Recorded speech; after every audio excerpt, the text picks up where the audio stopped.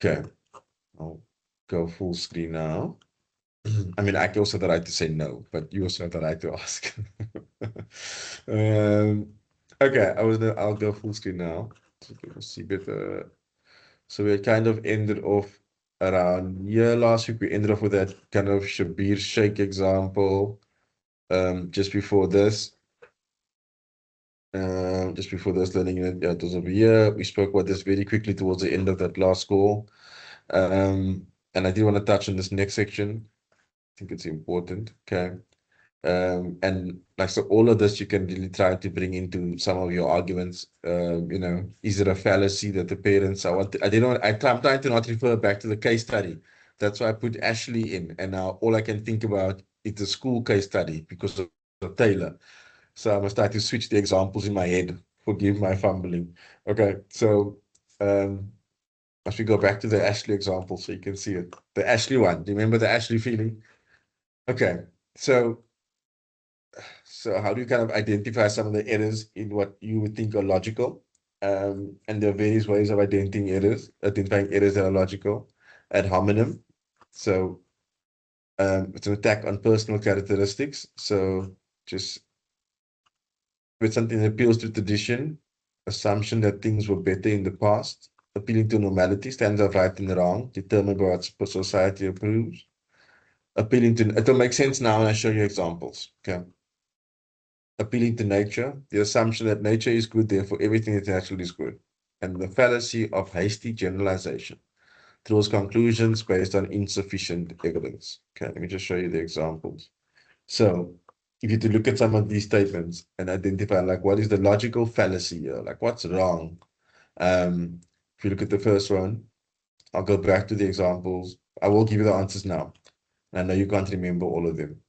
The Minister of Education states that public schools have improved. Full stop. So what is the fallacy there? Where does that come from? I'm gonna give you the definitions first. If you have a look, just remember the Minister of Education says that all public schools have improved. If you have a quick look at the options, which one do you think that is? Is it a personal thing? No. Tradition? No.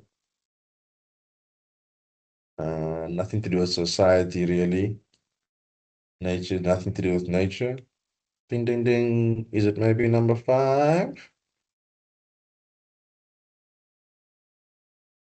Maybe number 5. Sorry, still have my chat open. Generalization. Nah. Sorry, I'm trying to multi here. Exactly. Okay, let's look at the others. So now I'm not going to refer you back to the school example, but I mean, you can kind of think for yourself, like what fallacies are. So as we go through this, if you haven't read the case study, I'm sorry. If you have, bonus for you.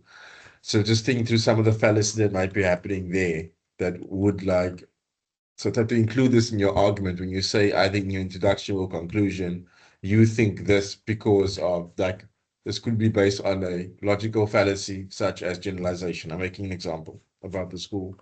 So the second one, women have always cooked for their families and should continue to do so. That's something that appeals to tradition. Another statement, you should study instead of wasting your life playing music, appealing to normality. It's natural for people to want happiness, and so you should leave your partner and be happy. I mean, I don't really get that appeal to nature. That's a bit wild. Okay, and the queues are so long at Humble Face because nobody who works there knows what they are doing. Attack on someone's character. Okay. So those are all like illogical statements, and we're making them because we believe in these fallacies. Do you get them? I mean, do you get what I'm saying? I hope you're not in your head. Okay, that was the end of that section. So just for you to know, that was what kind of I just wanted to finish off that last bit. Okay, I'm not kind of rushing through. That was the whole. That wasn't just that one slide. That was a whole kind of learning unit or theme. Okay, so some of the concepts, like I said, I want you to kind of take this on. So maybe just a quick refresher as we talk through some of these concepts. So I think it'll be a nice way to explain or to think through more what some of these kind of important concepts are when you refer to them. For example, when we start speaking about, see, again, I almost said in the case of the school, hey, Taylor, Taylor. Oh, it's like on the tip of my tongue is just the school now. Oh, goodness. So, Ashley's parents. So, we looked at these kind of concepts. Um, so that's why I wanted you to think about it. You know, where did this thing stir inside of you when you read that story? Was it like a moral issue, the idea that some behavior is good or right and the other behavior is bad or wrong? Like if you were those parents, what would you do? You know, what is good or right? And then what's it informed by? So your moral philosophy would know, like ethic would be informed by some ethical aspects such as principles, values, your judgments, problems. Okay, would inform that.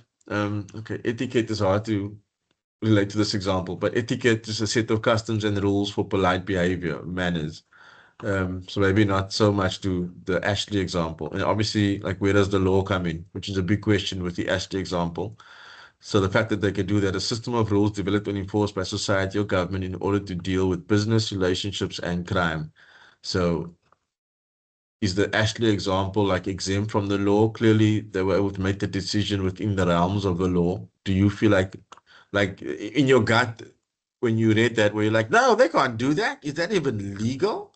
So that's why I'm bringing this in, like the question of law. Where does law fit into that kind of example? Um, okay, then question. So we're going through concepts, people, for you to understand the concepts. In case you're wondering what this guy's doing, so trying to explain the concepts using the Ashley case study. In case I've lost you. Okay, so what is the question of values? So quality of behavior, thought, and character that society considers intrinsically good and worthy of emulating. So as you were reading through the case study, I want to say, did you question your values or pause for a second? And maybe let's just do that. I mean, you maybe read Ethical Dilemma first. A problem in which an ethical choice involves ignoring powerful, non-ethical considerations. So, I mean, those parents are in what you call a ethical dilemma, I would say, very clearly. I'd really love to like hear some of your thoughts if you want to put it in the chat. Anything along the way. Like if you think they're crazy or it's unethical or I agree, that'd be really nice. So if you think of that, I mean, you might now sit with your own set of values. I don't know how many of you are parents and how many of you are not or without.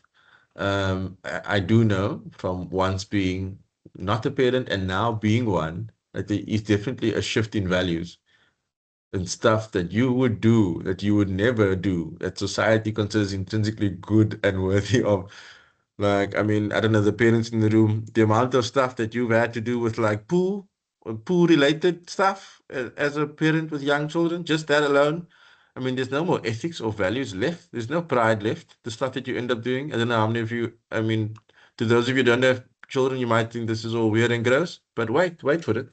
I mean, that stuff can fly across the room. I'm just saying, it's like really like just, do you know what I mean about like value shifting? Like when you become a parent, I've got three now. Like the values for my first child are not the same. Like first child ate everything, like you know what I mean? Not clean plates. But I mean, this third one, if it falls on the floor, man, that's cool. That ain't gonna kill you. You're cool. You're cool. Okay, so I'm making light of it because my Ashley example is really like it's really hectic. But you understand my idea of like a shift in values and how that would then inform your ethical viewpoint? Because if there's a shift in values, you're uncovered by some of the ethical constraints you might have had before because of what you deem society's kind of norms were. Okay. Whew. Cognitive dissonance is a good one. I'm not saying this in relation to in relation to your assignment. It's not a hint or anything, but it's such a like a nice argument. So there's a discrepancy between what a person believes and persuasive information. So what I mean, I don't like to use this, but as an easy example, um, Donald Trump. Quickly, done. If you know anything, there we go. Done. Quick example. Um, okay. So as I said, and this we'll unpack a little bit more. Yes, please. Thank you for talking. I just put my hand up, but I understand you were checking the slides. I think it's slide 22. I just want to quickly ask something about that one definition. Okay, cool. Oh, sorry, 22. no. Oh, Cool. sorry, when I was looking. Yeah, okay, Jeepers, no, sorry. Then I was checking the wrong number, but if you just go one more slide on. Mm-hmm. Okay, then we'll go that ethical dilemma definition. A problem in which an ethical choice involves ignoring powerful non-ethical considerations. I just want to like understand one because in other words, prioritizing ethics over non-ethical alternatives. Wouldn't that be ethical conduct rather than an ethical dilemma? Ethical no, because I mean Because I don't the quite understand that definition. So the cool. ethical Well, choice involves ignoring non-ethical considerations. yeah, cool. Let's break it down. That's cool. And I mean, Okay. I'll try to use the Ashley example as a good Okay. one. Cool. So, like the ethical choices those parents are facing. Oh man, can I just quickly skip forward if some of you don't mind me like jumping too far ahead very quickly? Maybe this might just help our conversation a little bit. So some of the arguments in favor of surgical intervention: the quality of life argument, benefits argument, dignity argument, convenience argument. The arguments against it: ethical and moral wrong, convenience argument, slippery slope. So we'll get into what these arguments are, the explanations of these, but just to give you an idea. So I'm going to jump back now.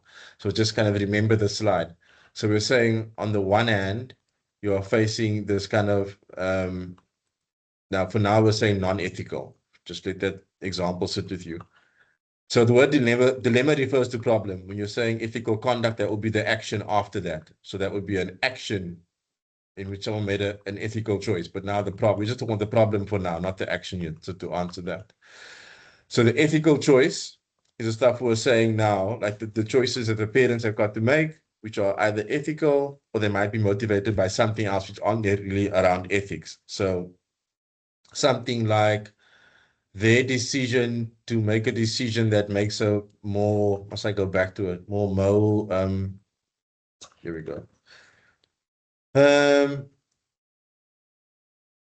They consented to that.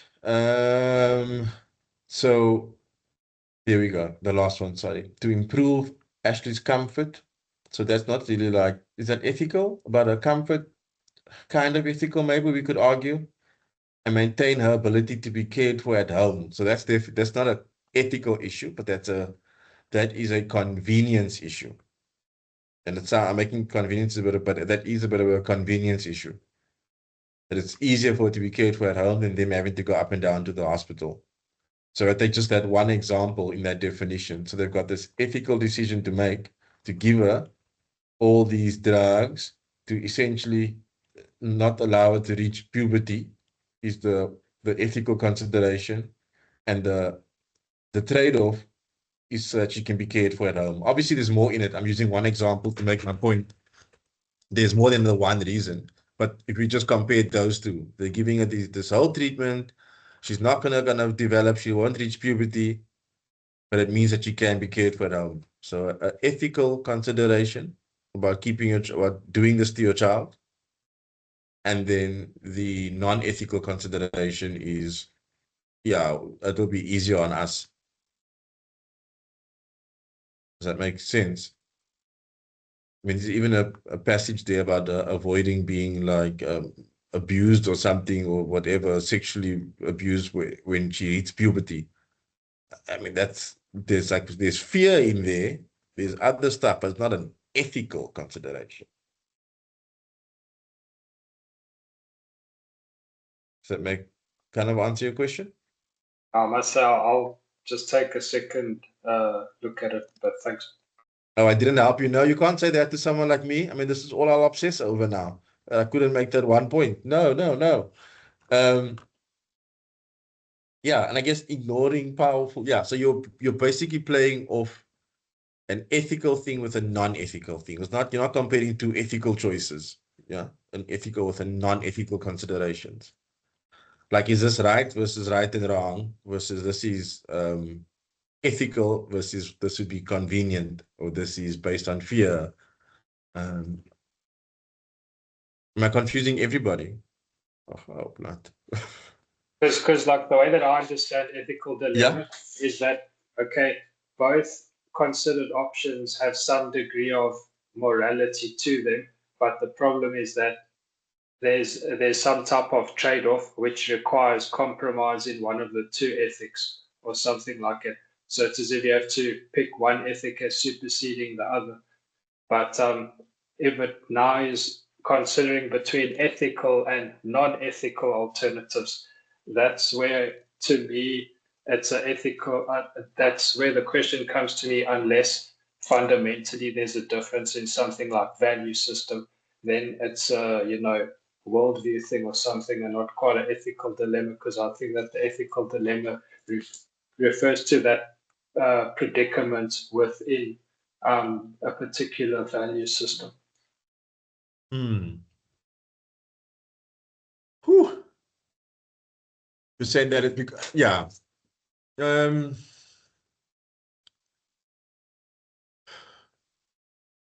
well, I want to say, yeah, you're right that and I think this is, I guess, where the theories come in and what we're going to talk to now. Like, what is your ethical, like you were saying, this value system? But it all comes down to like a theory. I'm really going to jump around. I'm going to go to the very last slide and I'm going to swing back.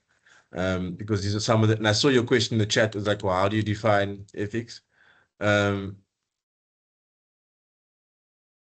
So, for everybody, what it asks you to do at the end of this is consider like where are you at? So your question about, yes, everyone's ethics lives in a different context is completely, ethics in one religion is different to like ethical conduct in another religion. Ethics in one culture is, unethical in another culture. Completely true. So I guess the answer is that, I mean, there isn't one. There's a global set of what's good and what's bad, what's moral. But then within that, there are like ethical values, which is what we spoke about now. So there's morality, which is the bigger picture, good and wrong and good and bad, evil and bad. And then from that kind of stems what is your ethical view, and that is based on various things, not just one thing. Like I was giving examples, culture, religion, background, but there's also like a theoretical underpinning, which I think we're going to get to now, I hope, or if not, then next week. Okay, and maybe that helps some of what I think you're thinking through. So very broadly, what some of these theories are: virtue ethics, that an act is good. So maybe you can kind of question yourself as you go through this. I almost want to say for this, you can choose one. Cool. So you must choose one that you don't tell me, but as you sit there, um, are you based by kind of virtue ethics that an act is good if it is done by a virtuous person? So if a good person does a good thing, it's virtuous. Is it determined by law and duty, which is deontology? And lots of you will be brought up differently. Look at the results. If the act results in something good, then it must have been good. I don't say it sarcastically. I mean, so these are broadly some of the theories that from which your question stems. So I would say, like, where do you attribute yourself in this place over here? And like I said, you could only choose one. Where would you put yourself? And from that, then your ethical viewpoint would kind of, what I say, would flow. And so what we've been kind of trying to talk about, and also I thought in the beginning, this slide, actually, this section should have gone up further, so it gives you some roadmap of what you're doing here. So where we are now, so there's three kinds of inquiry that one goes into when one talks about ethics. Anybody, there's almost like three levels of inquiry, and what I hope what you should be engaging with now within yourself. The empirical inquiry, which concerns the origin of morality and ethics. So where does your origin stem from? Because this sort of influence your answer and your view, and why I still like this assignment, because it asks for you can ask AI, it will give you a opinion, but your own opinion, the thing that you're feeling now in your gut, the thing that someone said in the chat that they can't even for this article. So where does that stem from? Is it educational, developmental, model theories? Where does that come from? That thing that you're sitting with, and then what does that kind of mean on a higher level, on a meta level, which is what I said now. Like what theory does that kind of tie into? And then ultimately, what everyone asked, the big question, like, what does this mean for me? So Where does my morality come from? Or where do I stand like on an issue like Ashley? So right now, what is your gut feeling on the Ashley X? The parents were wrong, the parents were right. Good decision. I would have made the same decision. Completely unfair, not cool. I can't make a call because I'm torn between like various like influences on my morality and my ethics. That's an answer. Where do I place that feeling that you're sitting with now, that they are right or wrong? Like what theory? Where does it come from? Do I believe that the act is good because there are good people doing the right thing for their child? Or the law, like it's not in law, but like duty says we must let our children be children. Or I think what you were almost saying now when you said, because I said their choice to keep them at home was like I said, I didn't say selfish, I'm saying selfish now. That was a convenience choice. So you look at the results, and if the act results in something good, like she'll grow up, she'll be cared for, they'll be close to her, and that makes it good. It must have been good. So, I mean, but you would not have the same. That's why I said you have to choose one earlier on. You could overlap. You could be like tossing between the two or between all of them. But you understand? I hope this is making sense. And these are kind of the three levels of inquiry that we teachers, should go through. Like understand my own position in relation to that child in class. Um, why does like am I racist because I'm responding to this child in this way, or is it just like where I come from? So I've got to understand that and put it in context and then know how to react. Am I sexist because I treat boys this way and girls that way and I make them sit in separate seats? They can't sit next to each other. I'm making really light examples, not Ashley X examples. But I mean, so this is ultimately where it goes to in the teaching space, because last time you kept asking me about like how does this apply to my teaching? So how must I live? How must I teach based on my own ethical influence? And then like the dramatic pause, like hoping that something stuck there. Okay. Um, I want to just get to this before we're completely out of time. I touched on it earlier on. There is more in your textbook if you want to like really go read up and maybe get some closure on Ashley. But ultimately, what this came down to, obviously I jumped ahead earlier on. So, the arguments for, so we could go back to whose question was it earlier on around how do I answer the propositions claims thing? What is the proposition by the parents? What are they saying? What is the outcome? So they have said there's a quality of life argument, the benefits argument, the dignity argument for the child, and there's a convenience argument. On the other side, arguments against that's ethically and morally wrong. There's an argument for the convenience argument being wrong, that this is a slippery slope. If we start doing this, what else? God's will argument, there's interference with nature here, and there's a disrespect of human dignity here. And I mean, this is a really beautiful, sad, extreme example, But I mean, if you look at these kind of decisions you have to weigh up, maybe not as bad in a teacher's context, but I guess that's the point of the section, is for you to be able to look at both sides. Okay, I've kind of jumped over all these slides in a chaotic manner. My apologies. Let me stop there and leave some time for questions. Yes, please. Kudzai. Okay, hi. I'm so sorry, I'm going to take you back a little bit because I didn't have sound on my side when you started the session. Okay, cool. Okay, so number one, I don't know if you've already discussed it. Okay, so my first question is, I see at the bottom of the assignment, it says we must include the rubric. Let me open up. Yeah, so what, do we I screenshot mean, it or do we? no, man, that's silly. Let me just make sure before I say something like that's silly. um, ooh,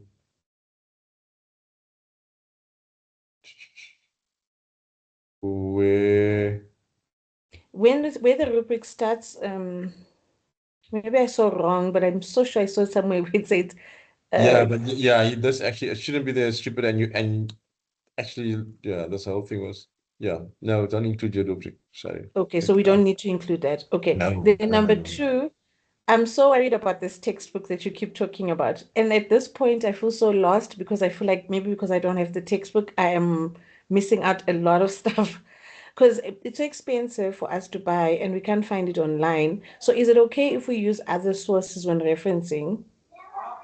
Or is there a way we can get a free PDF? Maybe if you have one. You guys, you asked me this last time. You know, this is when you're gonna get me in trouble on recordings when you ask me who asked me about textbook last time and if you must Yes, buy I them. Yes, I'm gonna tell you again my official answer because some of you will use this against me when you don't like your marks. The official answer is that you must use the prescribed material and refer back to it. So for no, your no, I understand. assignment, if it's all I'm saying, I'm trying to answer you as best I can. For Okay, your no, no, I assignment, understand that part, if but my it's question is, do you hmm, maybe have a free PDF? Maybe, because we might be struggling while you have it and you can that's the share question with I'm the us. most trying to avoid. I'm still talking around it. Like, there's no way if I had one that I can ever give it to you unless you want me to go to jail for peddling textbooks. We'll So I keep don't know it hush what. hush. It's too late. You did it on like YouTube now because this thing must go on YouTube. So Hush Hush is I I was on the see. police to investigate you. No, I can't.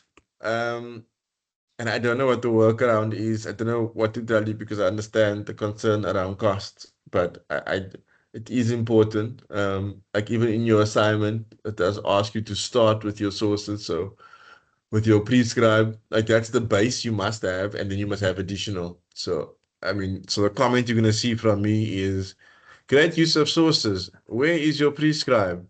So that you can compare this to your prescribe. That's going to be the comment I have to make if it's not in there. So you can do it without it.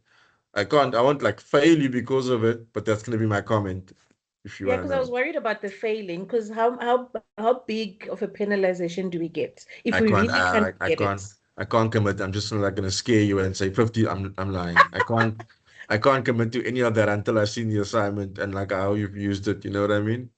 All right, it's fine. Thank you. Yeah, I'm sorry. Sorry. My official answer. Okay, everybody. I saw a long question which I won't be able to answer now on utilitarianism, but that is coming up next with my very fun AI example. Okay, that's now an ethical dilemma. It's Um, okay. Yeah, isn't there like a loan book at the library that you can get out for a short period of time or something, short loans or some facility like that? I don't know. But then I'm giving you a answer, a ethically sound answer. Check the library. Okay, everybody. Okay, are we all cool? I don't think there's anything I must tell you like way forward. Oh, the last thing I was gonna show you the term planner. I know this is like at the end and there's a minute left. And the only thing, like I said, I wanted you to please take note of just the dates that have now been populated on there. Like I said, please use these things. I mean, this is like these are supposed to be stuff to help you, during the week. There's no class, but the stuff, and they should be short, kind of curated YouTube clips, etc., that are useful to you. So if you scroll through, you'll see iStars 2. So I want to talk about the iStars quickly. I did mention it in my communication that the folder is available. Look, I mean, it's a belief thing, so don't go and say the other class, oh, Mr. Morgan, thing is due. Each person is to their own. My approach is that you should be able to have everything available. Actually, this is not just mine, You should, if you want to do all of the assignments in the first week, you should be able to, even if you haven't covered the content. It's not ideal, but that is your choice as to how you want to do it. Obviously, you can't do all the assignments at the end, like just before due date. But if you want to do all the ICE tasks, cool. Um, I encourage you to do ICE task 1 soon. It'll help you with the concepts. I've left them on multiple attempts, so it's not about the mark, it's about your attempt. Obviously, you can use your open book to answer it because it's online. They are like it's 4 short quizzes. They are intentionally quizzes, and it's one way for us to make sure that you've engaged with the actual like theory stuff. Even if you're just reading it out of the book and then clicking yes on the test or clicking true or false or A or B or C, at least there's some engagement, which makes me happy that you've had to kind of deal with the text and the theory. And that's why there are 4 kind of short online-ish quiz things, because your assignments are all applications. So you understand the reasoning. There's 4 of them, multiple attempts. They will be open. I was going to be cheeky and like make task 1 a shorter deadline. But they will be open until I think I said 20. Sorry, I'm going to be done now. When the last one is due. So this is ICE task 4 issued, and then it says somewhere on your all ICE task. So I think I said on that 28th of September. So all of them should be in by then. No extensions, because I've given you enough time. They've been available the entire time. That's City with Love. Okay.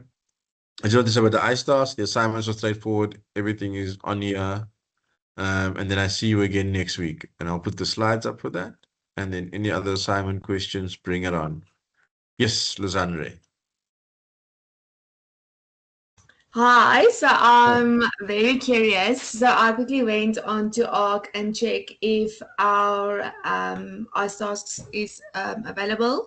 It is not. iStask 1 is only available on the 2nd of July, and then it closes on the 9th of July. Very curious, you say. Very interesting, I say. And I will look right now as soon as the thing comes over. Dun, dun, dun, dun, dun. It should be available.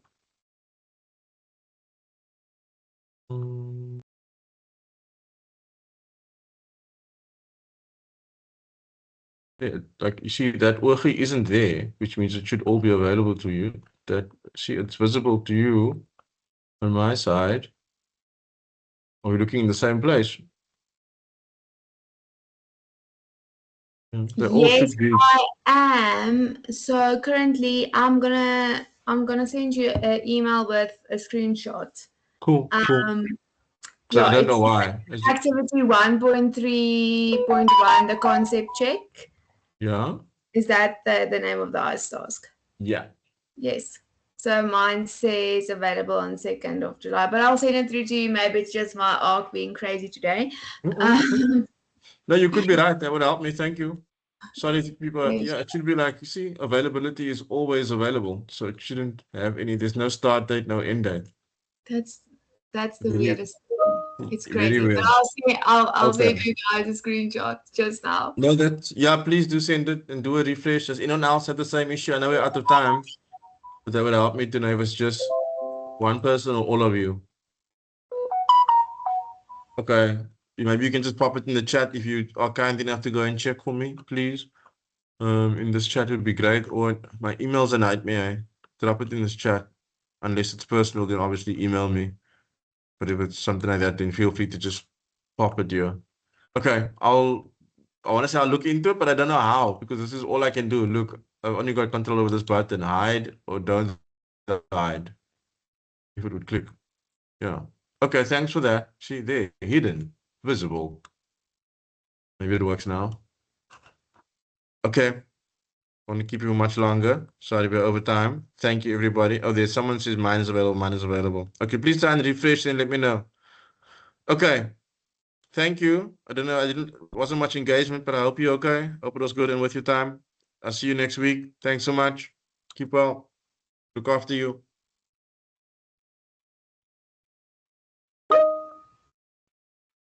Thank you. Have a lovely evening. You too. Thank you, bye, sir. Bye bye. Yes, Sakuna, I'm still here.